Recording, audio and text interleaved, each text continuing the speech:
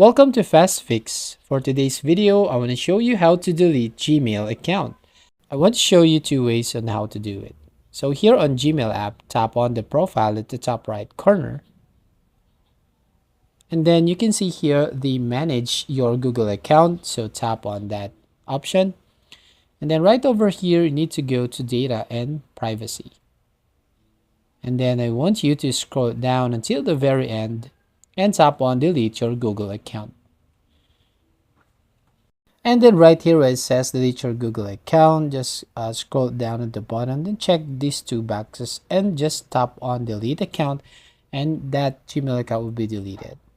Now the second option is go to Google Chrome and choose the account that you want to delete. So right here, and tap on manage your Google account. And the same method, you just go to data and privacy tab at the top and scroll down until you see this delete your Google account option right here. So you just tap on this option. Now you need to re-enter your password right here. Now finally here on delete your Google account, so you need to scroll it down, check the two boxes, and just tap on delete account. So that's it. If you find this helpful, don't forget to like and subscribe and ring the bell icon to notify you on the next video.